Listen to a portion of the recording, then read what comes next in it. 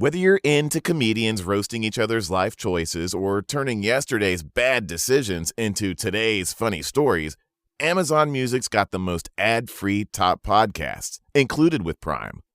Download the Amazon Music app and get in on the joke. Or go to amazon.com/ad-free comedy. That's amazon.com/ad-free comedy to catch up on the latest episodes without the ads. PIF is stimulating new industry ecosystems, building opportunities and partnerships, and delivering long-term prosperity. That's the PIF effect.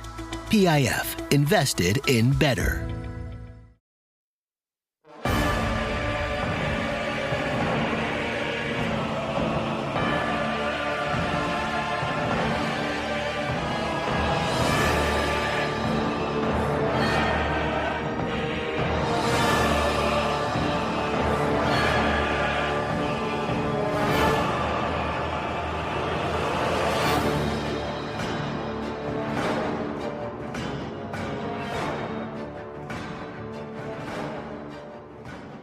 Welcome to a very deceitful edition of Game Pass or Pass, the podcast where we play on where we play games on Microsoft's Game Pass service. Tell you which games.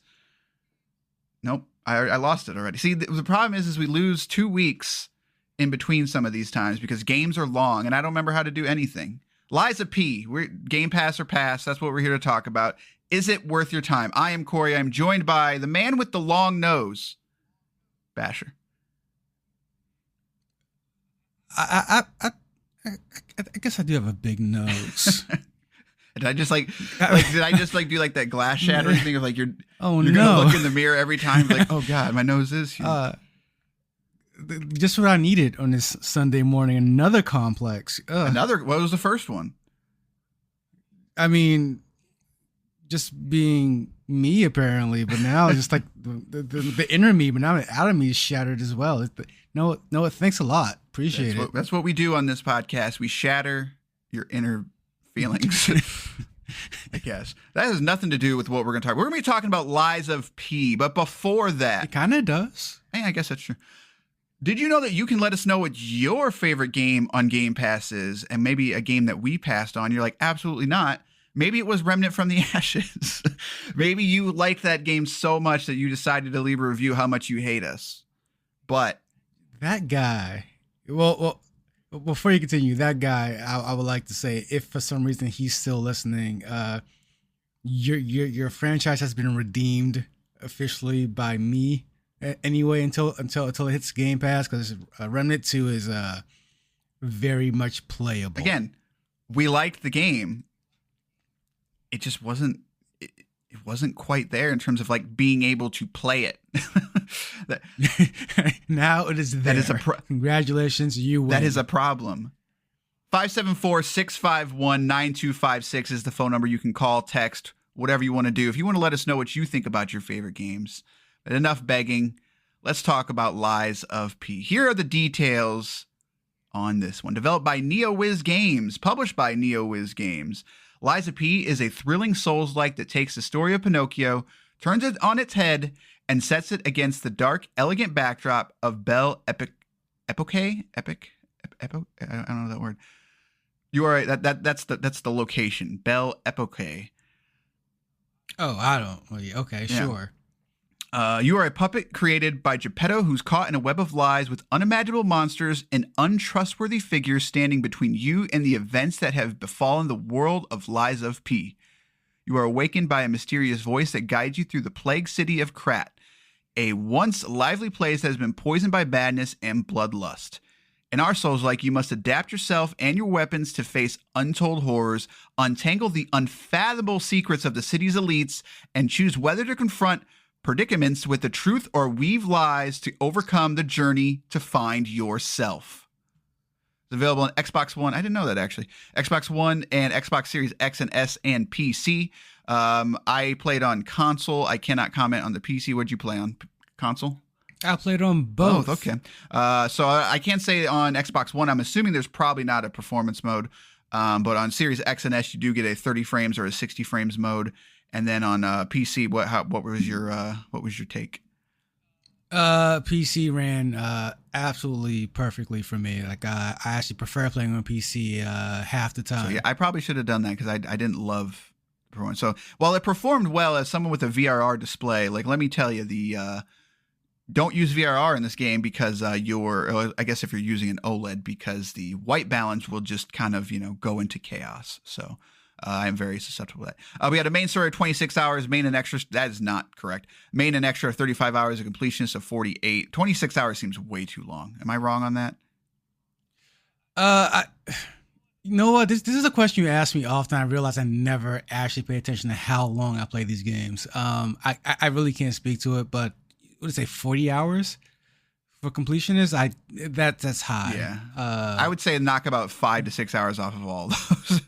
that's just my opinion. But completion is 48 hours, and that's it. Okay, sorry. So Lies of P. Let's talk about it. Oh, so we'll play another Souls-like game. For very, very excited. For people that hate the genre, we really do play a lot of them. Well, the thing is, what I hate about the genre is like I said on the show before, and I'll say it again.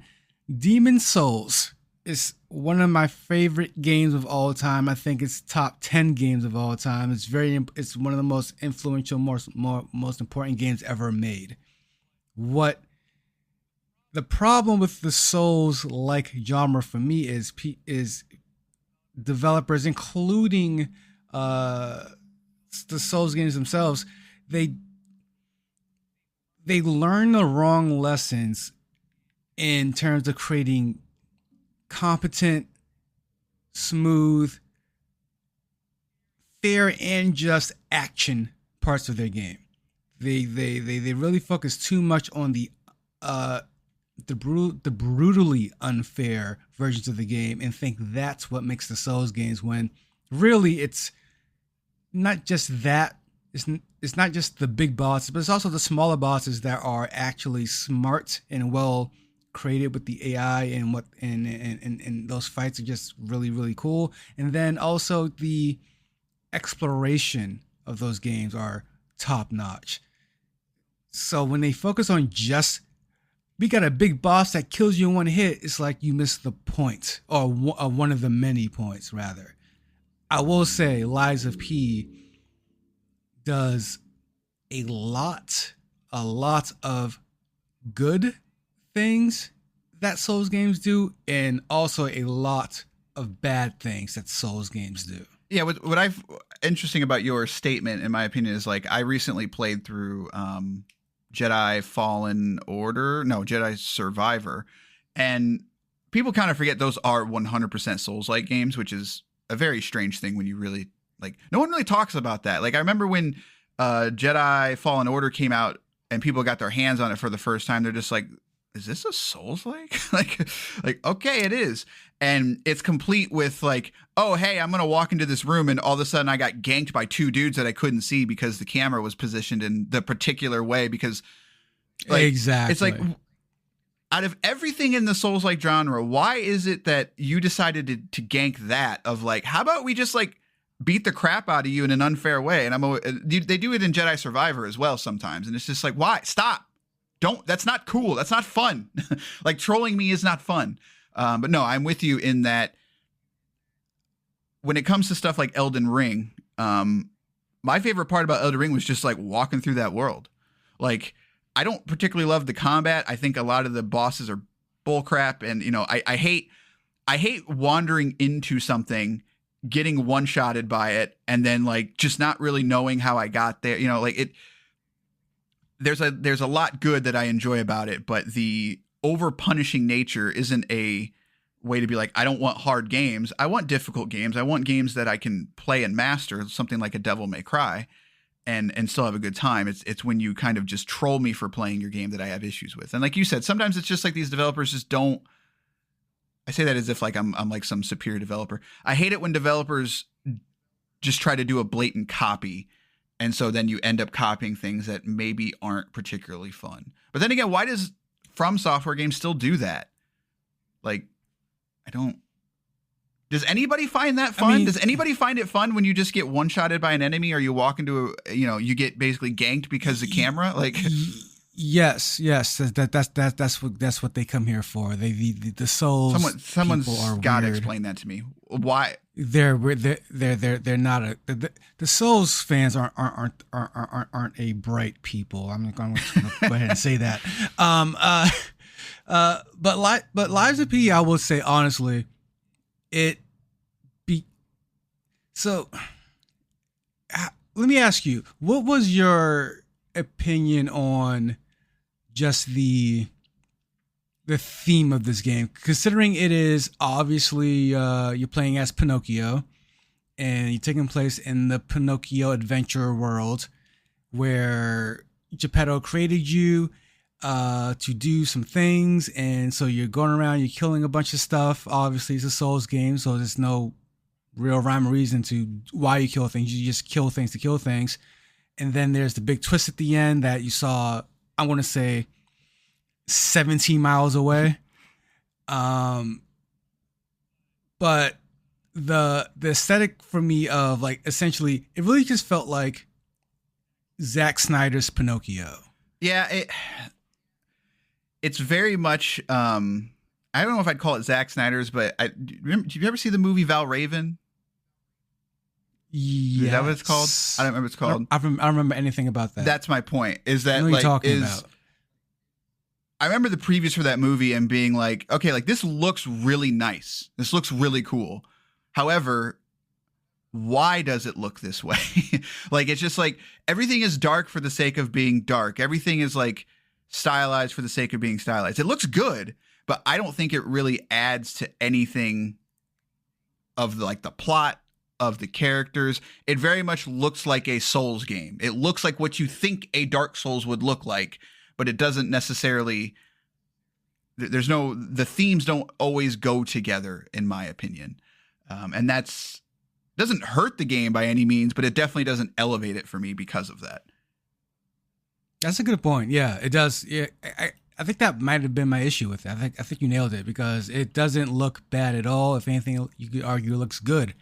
But it definitely it doesn't have its own visual theme. It has the Souls visual theme, as opposed to something just unique that because the premise is essentially unique enough. Like it's a unique take on Pinocchio, for sure. It's just a little bit unfortunate that they said, let's make it look like a Souls game. Yeah. I'm like trying to contradict myself now of two, but it's like based on where the story does go and stuff. I'm not gonna comment on that, I guess. It's no comment, guys. It's tough. Like I still agree with everything I said and everything that you said, but at the same time, it's the reason I'm not saying anything is because of spoilers. I don't want to spoil anything. But I think you could make the argument that part of the story could lend itself to looking the way that it does. However, I think that would be a stretch. So it's no spoiler to know that Ergo is your souls in this game, and you collect Ergo. Ergo is your currency. Ergo is your level up points.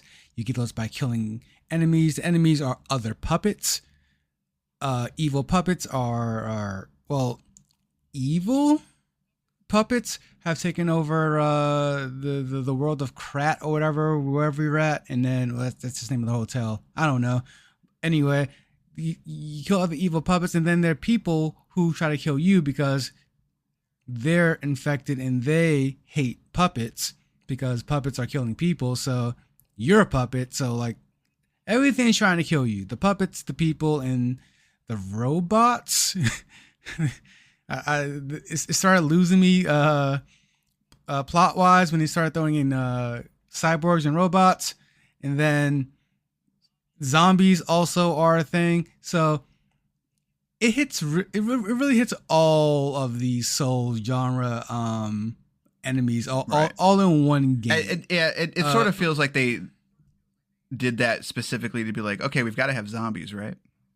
Like, Right. we've got to have zombies, right? So also, is this just Mega Man X? Anybody? It's just Mega Man. The story is just Mega Man X, right? Oh, it's pretty close. It's pretty close. One of the best games of all time. It by is. The way. It truly is. X1 and X4, I could sit down and play anytime. But like, so who's Sigma? Who'd be Sigma in this situation? It will be the you didn't get there, the final boss. No, yeah, I did not. So I've seen the final boss, but Yeah. no, I did not play it. So. Yeah, it will definitely be the nameless puppet. Got it. Okay. Sorry, not to derail this. Well, I want to talk about some things I do like, because it is when you copy a Souls game, because that's all this thing. That's what this game does. It copies a Souls game from like that. That's the basis of it. But what does that really mean? Because there's so many of these Souls likes. I would say it copied one of the better ones. This definitely feels like a Bloodborne Demon Souls mix to me. Yeah, it's definitely it tries to do more than just sort of be difficult, if that makes sense. Like, it's still very difficult, but Demon Souls and Bloodborne definitely it felt like as you kept playing, it tries to give you more options, even though it kind of doesn't in a weird way, but it feels like it does. And I felt that going through this, of as I started unlocking things and as I sort of started to understand what it wanted me to do with some of the weapons and stuff like that, I definitely felt like it was trying to be better, if that makes sense, like try to be an actual RPG. I don't know if it actually gets there. But I think for me, that's a big delineation from like like Demon Souls and Bloodborne in particular. I felt like as you get through those games, I felt like a better player. And I don't think I ever really got that from Souls, any of the Dark Souls games, or even Elden Ring. So, yeah, you really just got better at rolling. Right. That's all you get better at. Whereas Lies of P does a much better job in that, because there are a lot of these mechanics, big and small, that once you start to master, you start to feel better and better and better. Like the blocking mechanic, I think, is one of the best blocking mechanics in this genre, where you have your stagger, you have your stamina, so you can't block forever. So you really want to focus on those perfect blocks, because it doesn't take stamina away, and if anything, it hurts the enemy stagger meter. So you really need to figure out when you want to block and when you want to roll. How, and it's really going to come down to your preference on playing. And that's when the role playing aspect comes in very well for me, because I don't think any two people are going to have the exact same build and approach to Lies of P. There's a lot of stuff you can do with the different weapons, the weapon abilities, and just your own personal play style. Because Lies of P does a very good job of keeping you in the fight.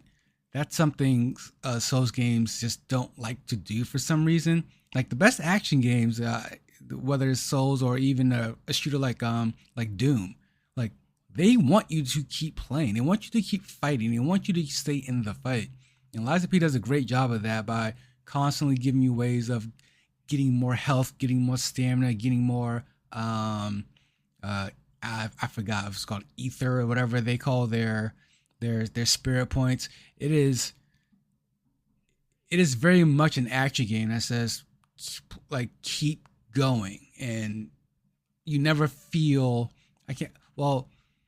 I'm contradicting myself here in a minute, but you never feel like you're completely out of the fight. You always feel like you got one more go. Yeah, your strategy can kind of change mid-fight sometimes, depending on how it's going. And I agree that it definitely it's not Bloodborne in that, like, Bloodborne rewarded you for, like, you basically had to be aggressive in that game. It was kind of like the antithesis of the Souls game of like turtling up and picking your moment. Like you kind of really had to be far more aggressive. It was more of an action game than the others. And actually, like that's I am a big Bloodborne fan. Like if I had to pick a favorite one, it'd probably be that one, because I enjoyed that more, and I understand that it's not for everyone.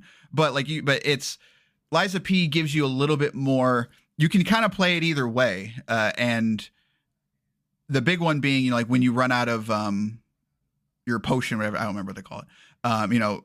You can get it back. Like you're not just SOL until you get to the next save point, basically, and that saved me during a boss fight. Like that became sort of my goal of, okay, like I'm taking too much damage here.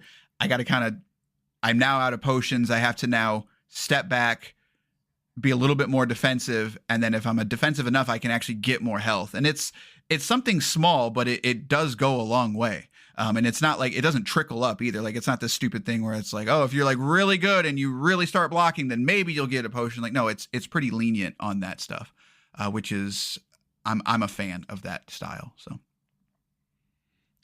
I completely agree, and not only did it save me a few times, like I relied on it. Like it was my go-to playstyle, just being extra aggressive and going, all right, so you're not dead yet, but I am. All right, so let me just get these potions right, get this potion back, because if I get hit a few perfect blocks, we're back in the fight.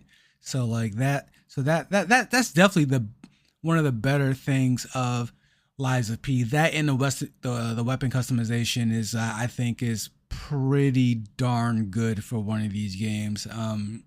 You can mix and match your handles and blades pretty creatively to create some really devastating weapons and play styles that suit you and you alone. So I do like that as well. What I don't like where it starts to lose me is, although it does so many of the role-playing games well, role-playing aspects well, like building a character, it loses me completely when you get to the upgrade system. The upgrade path is one of those that we hate on this show, where it's not designed to make you feel cooler or give you these cool things to do, or it's not that horizontal upgrade path where you're getting new, even though you're not, the numbers don't, it's not just numbers going up, you're getting new abilities that make you do new things. Instead, you're getting abilities that just make the game tolerable. Like for example, any Souls game you pick up, when you hit the ground, you can roll up, you can roll around, like it's not a big deal. Like you expect to do it. You have to unlock the ability to roll off the ground. So up until you're probably first is probably it takes about 2 hours in the game, depending on how well you play, to actually be able to roll off the ground or even roll twice.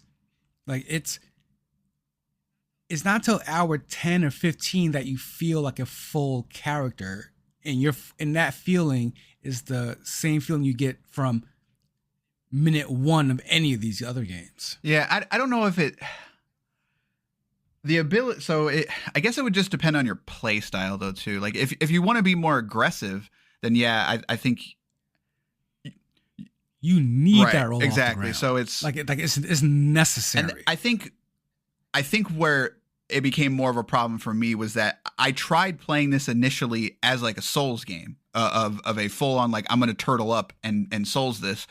And that's almost the wrong way to play it. But I don't know if the game basically teaches you that until you start unlocking some of those things. So you're not wrong, but at the same time, it did not bother me as much as it does in some of those other games. And I can't quite put my finger on it, other than the fact that like once you unlock a few of the skills, whatever you want to call them, I think it starts to become more clear of like, okay, like you do want me to be more aggressive, and I should have been more aggressive from the start, but because of my biases or whatever, the fact that I've played, quote, other Souls games, I didn't quite pick up on that. Maybe I should have picked up on that, the fact that you could regain your health.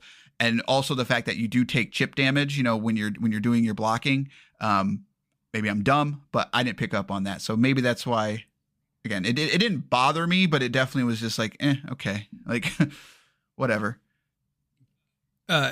It definitely just it irked me to all heck, just because some of these very basic maneuverability skills, real basic moving skills, it completely changes the play style and just survivability.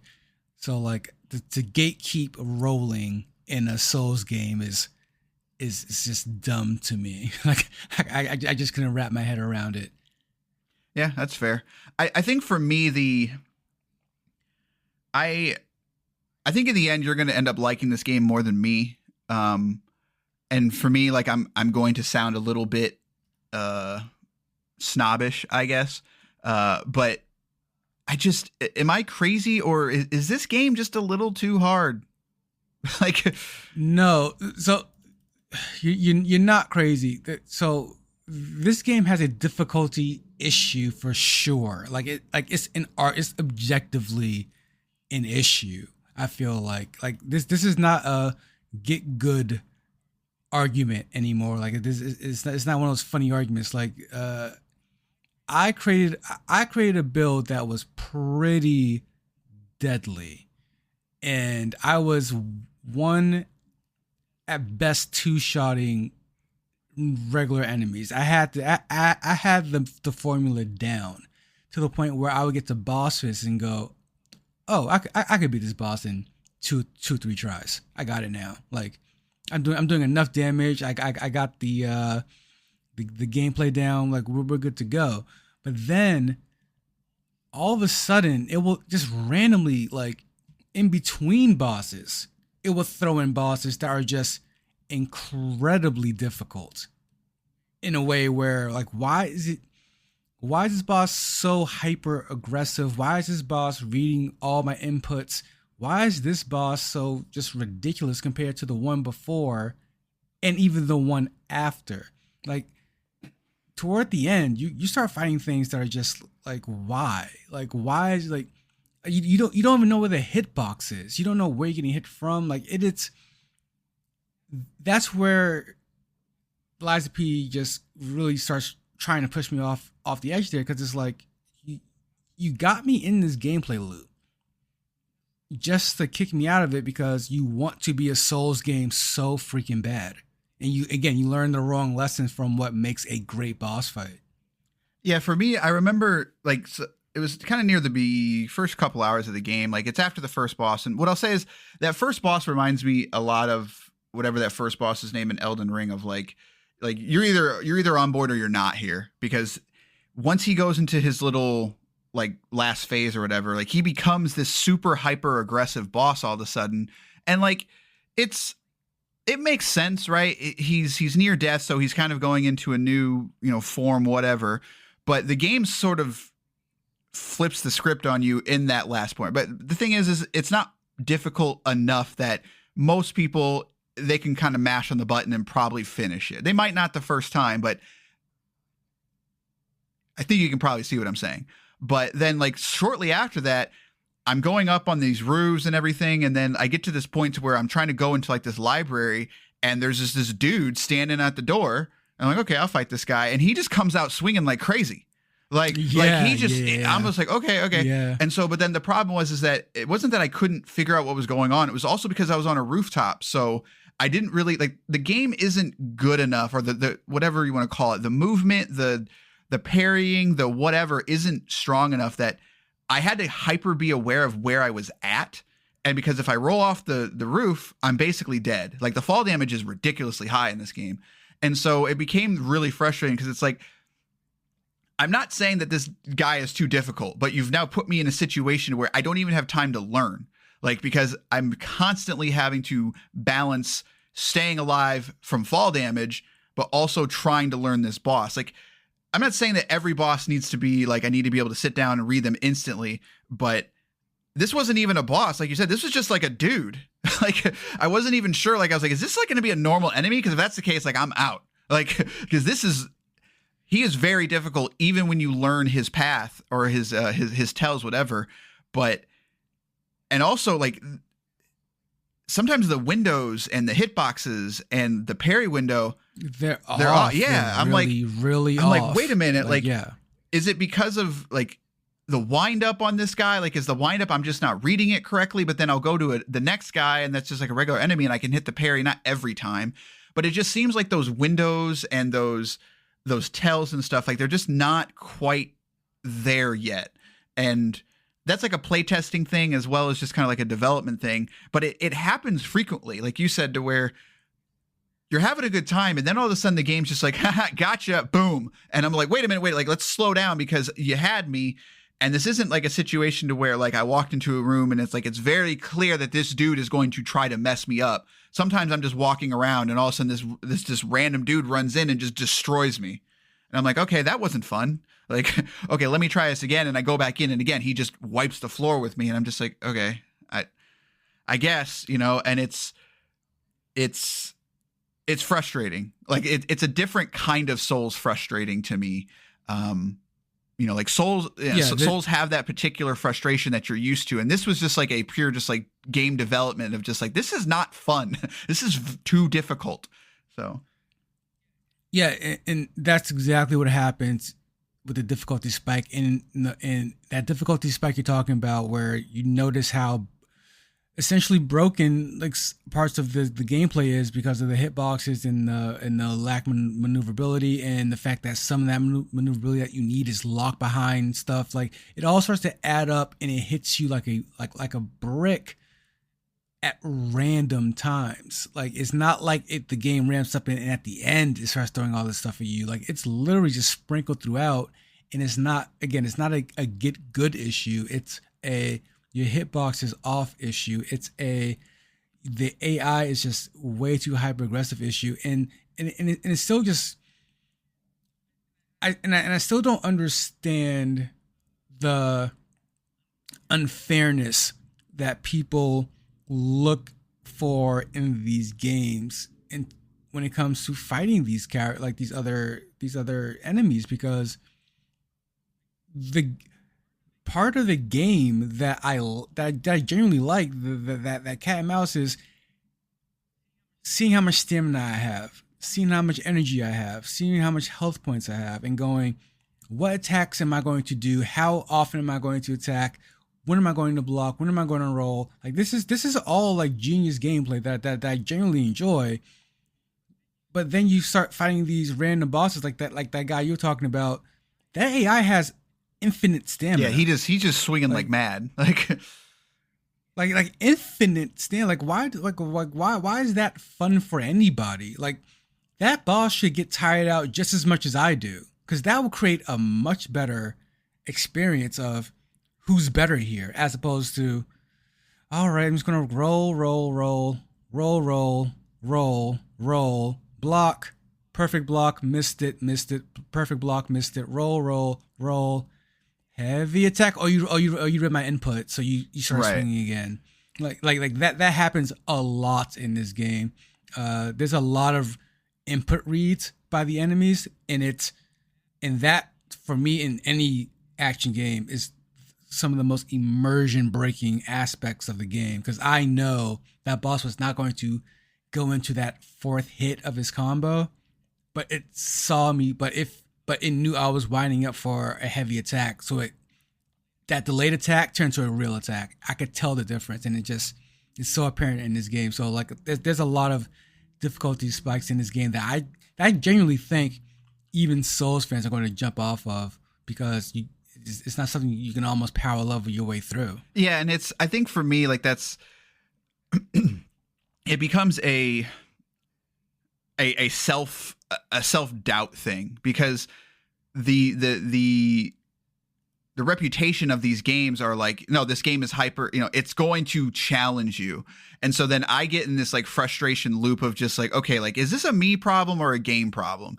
And then anytime that you call it a game problem, a Souls fan is going to be like, absolutely not. Like, you are wrong. You just need to get good. And so it becomes that self-deprecating, like just like, okay, do I suck or not kind of thing.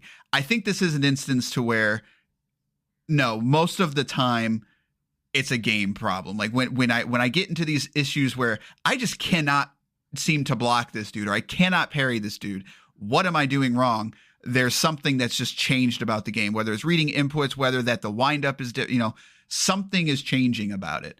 I'm not a developer enough to know about it, but I think the more frustrating part is like, because I want to like Lies of P a lot, actually. I really do. I enjoy the weapons. I enjoy the, I don't remember what they call it, like the stagger system. I enjoy the parrying. Like, it looks really neat.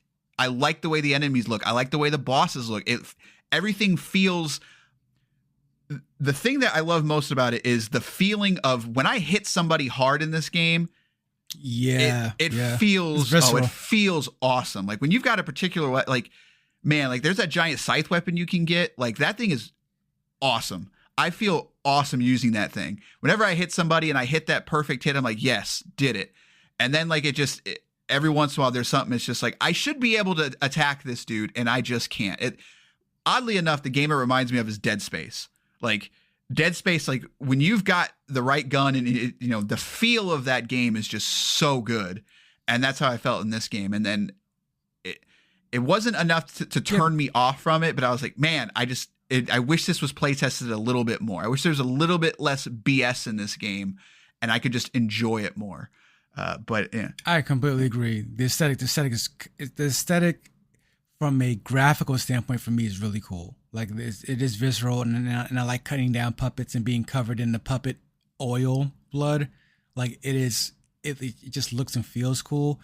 But that said, like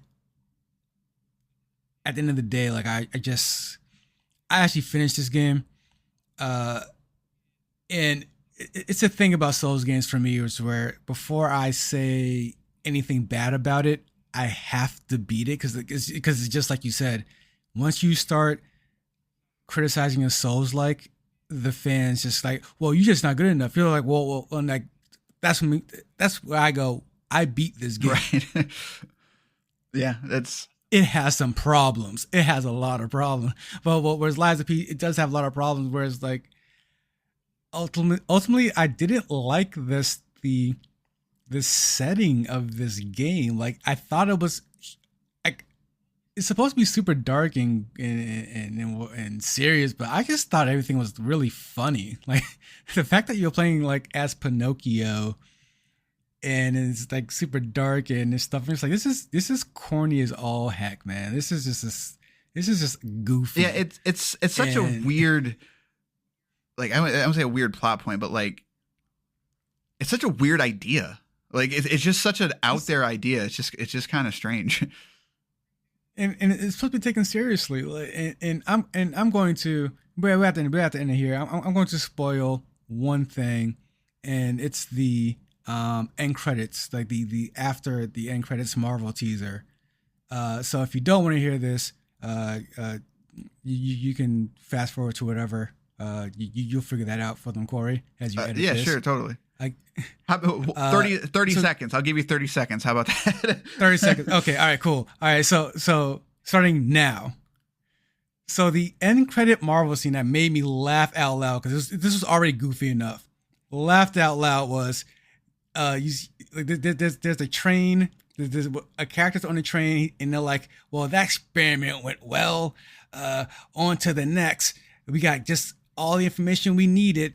Now on to the next person so we can figure out, get some more information, and I know exactly where she is. And then you see these red shoes walking around screen, and they click, and it's like, really? Like this is like the fairy tale universe. Right. Like everything's got to be its own, multifaceted universe. I laughed the hardest, in that day when I saw that. That's just so funny to me. Just I can't wait for Dorothy, and then Hansel and Gretel, Souls likes, and all this just ridiculous nonsense. I think they can do it, but it's going to require a different style of writing. That's what I'll say. Yes. Yeah, so. Yes. Yes, absolutely. We'll see. Weirdly enough, like, is that the Darksiders franchise kind of tried this a little bit of like each game is kind of its own style, if that makes sense. Like, you know, the third Darksiders was a straight up Souls-like. You know, people kind of forget that. That's right. Yeah. Yeah. So it's like, yeah, but interesting. But yeah. So yeah, to wrap it up, I like Lies of P, but it's not disappointing. I'm disappointed that I couldn't like it more than I did. I don't dislike it by any means. Absolutely don't dislike it, but it sort of feels like a Gen 1 product from them. I think, you know, if they tighten everything up, if they just play test it a little bit more, if they make it just more fun, you know, a little just less annoying, I think it could be really, really good. Like, it could be one of the best Souls-likes in my opinion, but that stuff, it's not enough to spoil the experience, but it definitely was enough for me to just kind of, you know, like, okay, like, enjoyed it. There's certain things that I super like about this, but I think you could argue that with any game. Like, you know, most of the time there's one or two things that really click with you and everything else around it is good enough that you don't notice it or it doesn't bother you. And in this instance, there was one or two things that just annoyed me enough that I couldn't kind of get over it.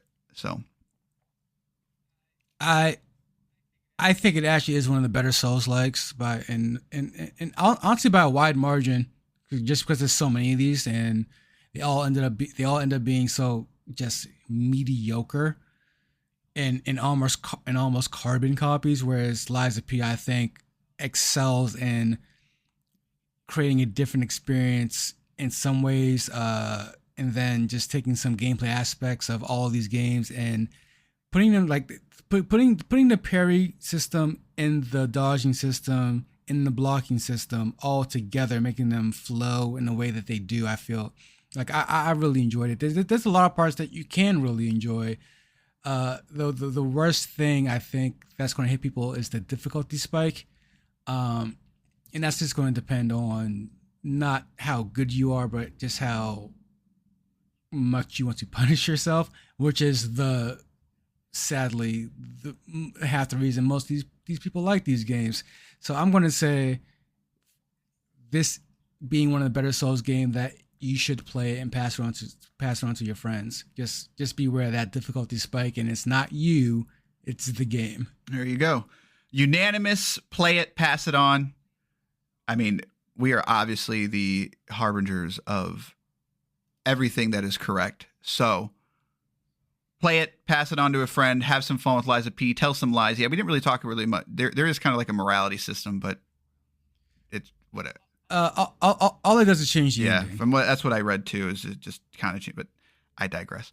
There you go. If you want the true ending, lie all the time. Whenever you get an opportunity, just lie. I felt bad. But anyways, all right, that's going to do it for this episode of Game Pass or Pass. When it comes to the future of this show, Basher can't decide if he's playing Quake 2 or not. I'm definitely not playing Quake 2. Oh my God. Yeah, I'm gonna murder you in your sleep. So we're going to be talking about some Quake 2 out of all things. There's a couple games that we have played that we just haven't had a chance to make an episode on that the other has not. So that's why we've been kind of sitting on those. But let's see what we got coming out. Cocoon came out. I'm definitely going to be playing that. We're playing some Solar Ash. I think we're going to talk about that a little bit.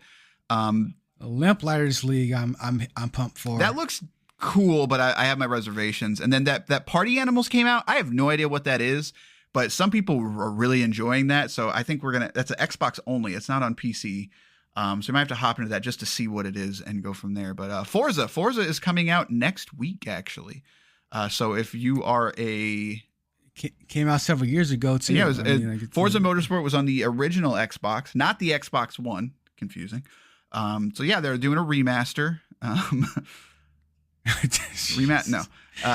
If you pay for an early version, it's coming out on Friday. But if you wait, it's coming out on that following Tuesday. So the 10th, I believe. The 10th or the 6th or the 5th, something like that. So I'm a Forza person. It's been a long time since we've had a actual Forza Motorsport, which is kind of crazy when you think about it, because they used to come out every other year. But, it's been 7 years since we had a proper Forza. So I'm interested to see what they do. Obviously, racing games are always a spectacle to look at, but also it's coming out on PC day one. So that's the first time I think for a Forza Motorsport game that it's ever come out on PC. So I'll be interested to check that out as well. So, but all right, that is going to do it for this episode of Game Pass or Pass. We'll see you next time with probably a game. Good day, sirs. PIF is accelerating strategic growth, empowering a wide range of sectors, and sparking new opportunities for all. That's the PIF effect. PIF, invested in better.